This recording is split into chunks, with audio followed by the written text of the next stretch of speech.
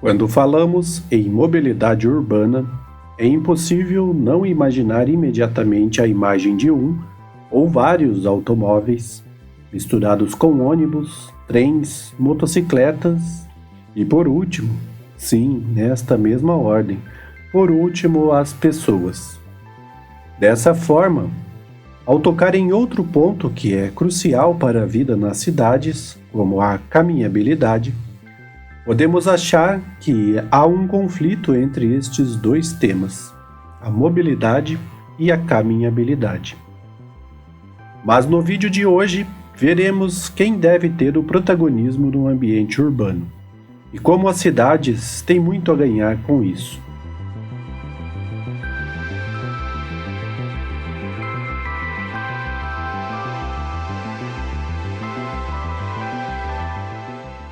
Olá pessoal, e no vídeo de hoje vou dar continuidade ao tema que eu lancei aí num dos últimos vídeos, que é o tema da caminhabilidade.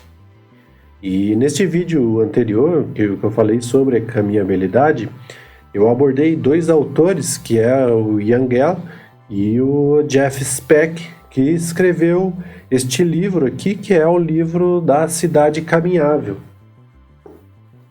E inclusive, né, falei que no vídeo anterior que eu usava ele como fonte, aqui ainda continuo utilizando, porque além da teoria geral da caminhabilidade que ele coloca ali nos capítulos iniciais do livro, o Jeff Speck escreve 10 passos para uma cidade se tornar caminhável.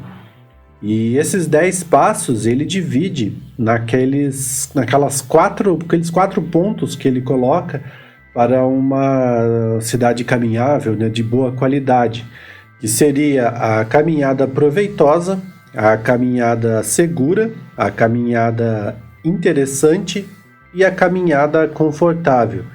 E dentro desses quatro aí pontos, né, ele divide os 10 passos, ele cita, né, em cada uma destes pontos, ele cita que a cidade deve seguir aí 10 passos para se tornar uma cidade caminhável, e nós vamos ver neste vídeo o primeiro passo. Mas antes de irmos para o primeiro passo, quero convidar, se você ainda não é inscrito no canal, se inscreva.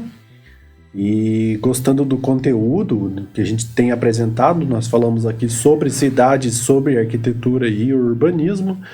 Então, considere aí dar um like, que nos ajuda aí a impulsionar o canal, fazer o canal crescer, ter mais visualização e etc, né? Todo mundo que assiste, consome conteúdo no YouTube sabe como as coisas funcionam dentro da plataforma. Foi aberto agora recentemente, o YouTube abriu a possibilidade de ter aí o clube de membros do canal, então tem ali também o botão Seja Membro. Se você tiver interesse, pode conferir lá, e logo nós teremos aí vários atrativos, recompensas para quem é membro do canal. Você querendo contribuir de uma maneira aí financeira, até mesmo para a produção de conteúdo, e apoiar aí o projeto Café Cidade, que é um projeto que fala sobre arquitetura, urbanismo e cidades principalmente, então tem aí a chave Pix, você pode fazer uma doação. Se também, né, não puder ou não quiser, dando um like, se inscrevendo no canal, tá ótimo, o canal também vai agradecer bastante. Então vamos ao vídeo de hoje, que é o passo 1 do Jeff Speck, que é o lugar do carro na nossa sociedade, nas cidades, no caso dele, nas cidades americanas, e no nosso, nas cidades brasileiras. De acordo com Jeff Speck, o carro é o elemento vital nas cidades americanas. E também podemos afirmar que na maioria das cidades do mundo. Eles estão por todos os lugares e não importa o que façamos, com muita probabilidade, no futuro, eles ainda estarão por aí. Contudo, o que não podemos é deixar com que o automóvel seja o protagonista de nossa vida urbana. De maneira que toda a nossa cidade e, em certa medida, nossas vidas sejam desenhadas para atender sua demanda de espaço e velocidade, alterando a paisagem urbana e passando de um instrumento que facilitaria nossa mobilidade para o ditador dos nossos percursos, interrompendo nossa forma mais primitiva de se locomover, que é caminhar. Uma primeira análise a ser feita é a relação das rodovias com as cidades, pois elas são hoje o principal vertedouro e receptor de pessoas e mercadorias. Porém, dados curiosos podem ser observados. O primeiro deles é o valor do imóvel urbano, onde Speck cita um trabalho acadêmico que faz uma observação de cidades americanas com cidades canadenses, que têm suas datas de fundação em período próximo. Após ser promulgada uma lei nos Estados Unidos em 1956, que incentiva a construção das highways, observou-se que, na medida em que as estradas iriam sendo construídas na década de 1960, o valor dos imóveis nas cidades por onde elas passavam caíam. O fenômeno inverso foi observado na década seguinte. Com a redução do investimento em construção de estradas, observou-se o aumento do valor imobiliário. Tais características foram identificadas nas décadas de 80, quando o aumento do investimento em estradas foi seguido na depreciação imobiliária. E depois, na década de 90, onde os imóveis valorizaram-se, enquanto os investimentos em rodovias caíram. Essas relações não são necessariamente causais, mas não houveram outros dados que demonstraram uma relação de comportamento tão forte quanto essa. Aqui no Brasil, nós temos tentado resolver esses problemas da relação entre as autoestradas, as rodovias com as cidades há 40 anos, nos últimos 30, 40 anos, com a construção dos famosos anéis rodoviários. O mais emblemático dele é o Rodoanel em São Paulo. Aqui em Curitiba tem as rodovias de contorno, o contorno leste, sul, o contorno oeste e o contorno norte. E com isso tem essa tentativa de tirar do centro da cidade, do aglomerado urbano mais denso ali, esse tráfego pesado de veículos. Contudo, observamos que em cidades de países em desenvolvimento, como é no caso brasileiro, a gente observa outros fenômenos que ocorrem nessas rodovias, mesmo nessa estratégia de tirar, que é a favelização, a periferização da cidade. Ela vai acompanhando essas alças de acesso, essas vias que acessam as rodovias, de maneira que em alguns pontos ocupações irregulares chegam próximo, como são áreas que ficam distantes aí, ou nesses últimos 30 e 40 anos ficavam distantes dos olhos aí do poder público. Então acabou tornando-se aí bolsões de construções irregulares bem próximos naquelas faixas ali que são identificadas como faixas não edificantes, que são ao longo de rodovia, ferrovia. Tem vários casos de acordo com a legislação nacional. São ocupadas por essas habitações irregulares. E se formam ali outros núcleos urbanos, mesmo porque as pessoas, como eu comentei alguns vídeos atrás, como elas não têm um lugar com que elas consigam pagar nem um aluguel que seja, onde tem as infraestruturas, onde tem o emprego, onde elas precisam trabalhar e se educar, até recorrer a recursos de saúde pública, etc., elas vão se afastando para onde pode, E nesses lugares eles ficam de mais fácil acesso por ter essa possibilidade de transitar pela rodovia, pegar as alças de acesso e chegar onde está essa infraestrutura, de educação, de trabalho, de saúde. Então é uma maneira que as pessoas acham de facilitar a sua própria vida.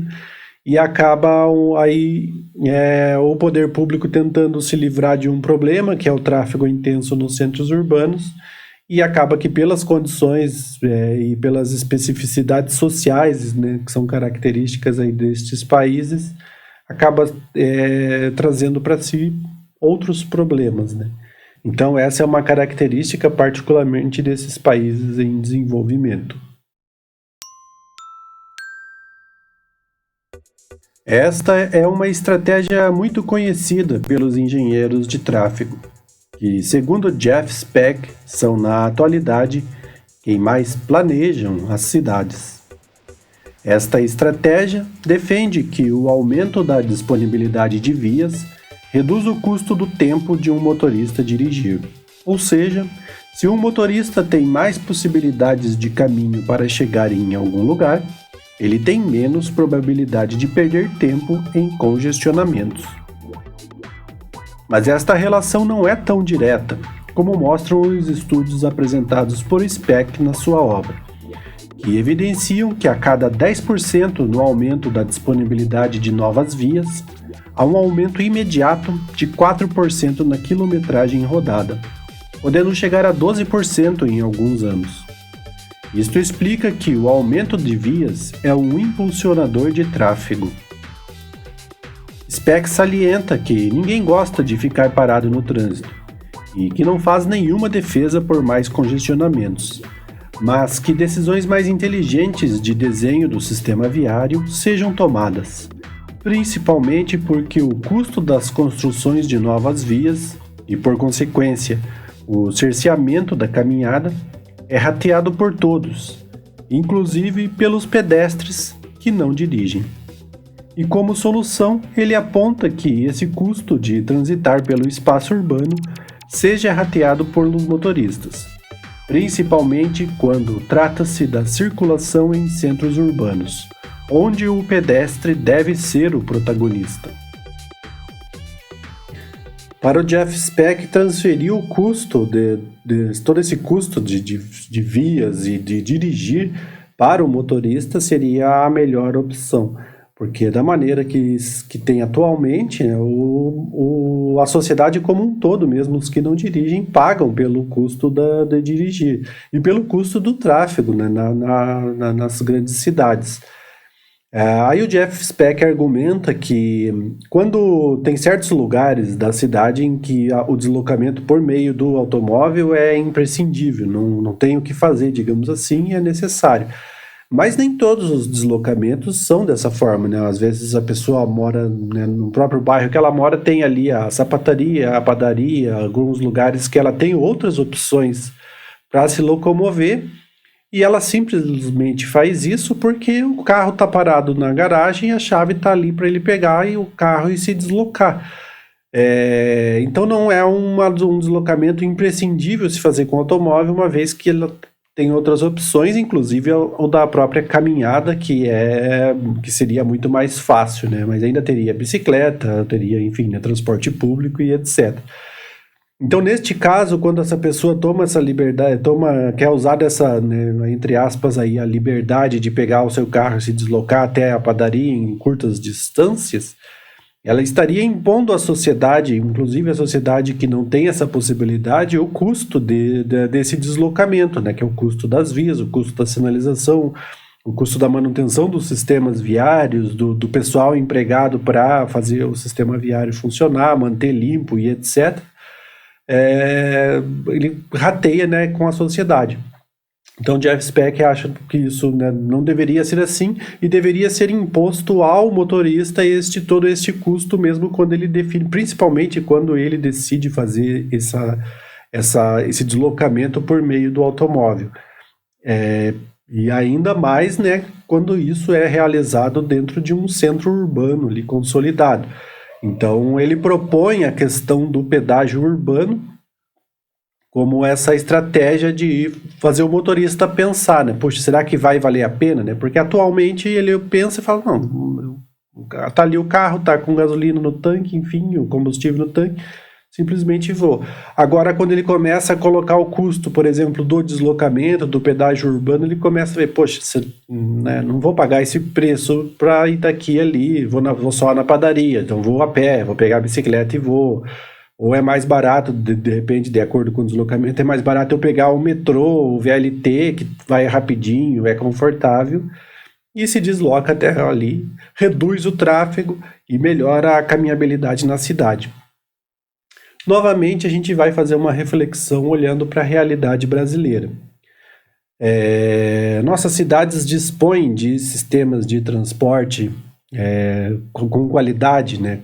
De maneira que as pessoas possam abrir mão do veículo privado, do veículo próprio ali, individual, e pegar fazer um deslocamento aí num transporte público, que ele se sinta confortável e que ele possa fazer esse deslocamento, pagando ali o preço justo, obviamente, mas que ele faça com o tempo razoável e com um conforto necessário, né?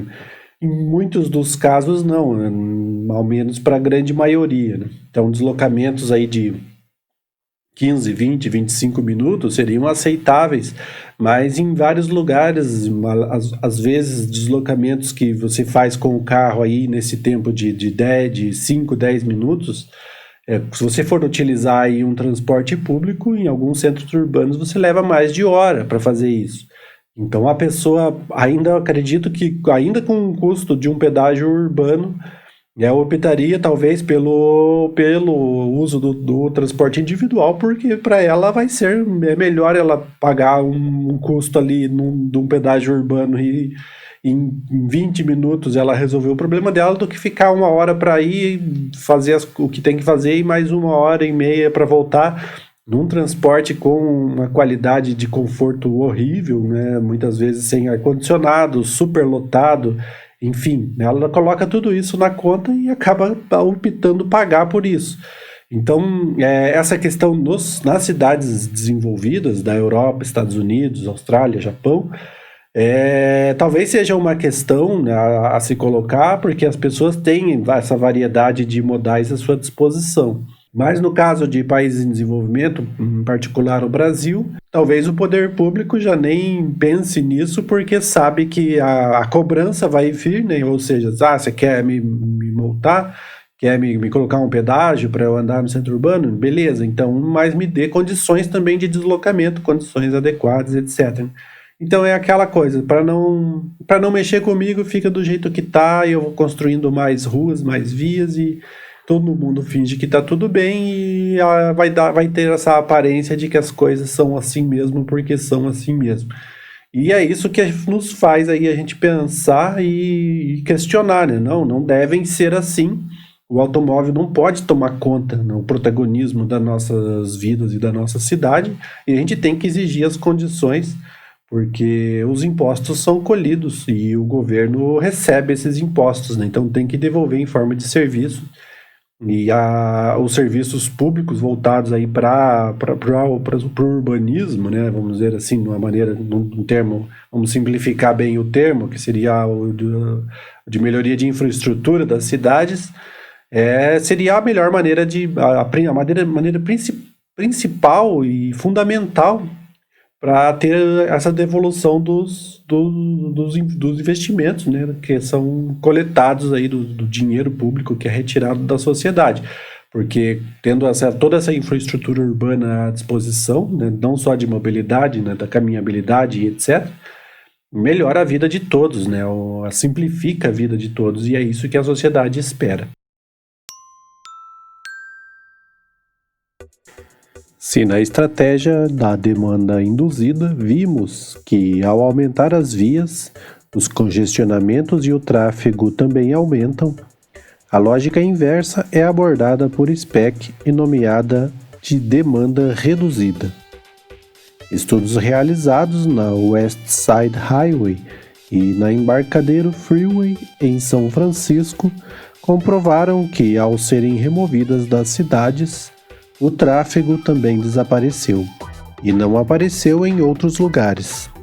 A Embarcadero foi transformada em um belo boulevard, com bondes elétricos que transportam mais passageiros por dia que a Via Expressa transportava anteriormente.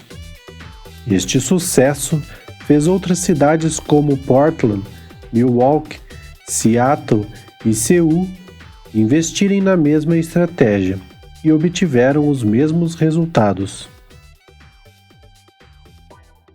Embora tenhamos a sensação de que, quando vemos nas cidades centenas, milhares de carros em movimento, se deslocando, misturado aí, como eu falei inicialmente, com outros meios de transporte e até, em último caso, as pessoas, a gente tem essa sensação de desenvolvimento, de a cidade pulsante, todos os deslocamentos ocorrem com velocidade. É uma ilusão de ótica, não é isso que está acontecendo na realidade. Estamos observando uma lentidão cada vez maior, porque essa relação entre locomoção e variedade de opções de deslocamentos por meio de automóvel, vias cheias, congestionadas, naquilo que a gente observa, né, a olho nu, digamos assim, se movimentando, quanto mais intenso esse movimento, mais lento, mais congestionamento e mais quilômetros rodados as pessoas que estão se utilizando aí desses meios de transporte terão que fazer para chegar aos seus objetivos. Então este é um fenômeno que é inversamente proporcional e com a mesma intensidade pelos estudos que a gente observa na leitura da obra do Jeff Speck. E em resumo, pessoal, deste primeiro passo que o Jeff Speck cita no livro, ninguém prega conscientemente, né? Ninguém com uma certa consciência e entendimento dos centros urbanos, do território urbano, prega o extermínio do automóvel. Isso não é possível.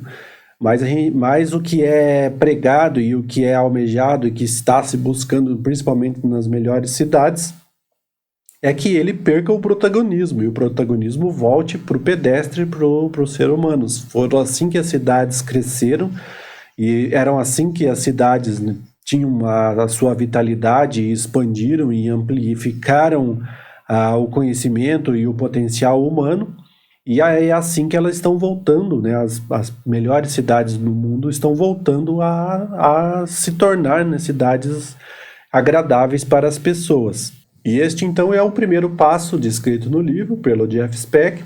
Nos próximos vídeos vamos continuar falando aí de outros passos, né? Este primeiro seria o de colocar o automóvel no seu devido lugar, né, nas cidades, e veremos outras estratégias, então, nos próximos vídeos de como transformar as cidades aí mais caminháveis e mais agradáveis para as pessoas, que na verdade é o fim, né, o propósito de todo esse nosso estudo, né, e toda a nossa reflexão sobre as cidades.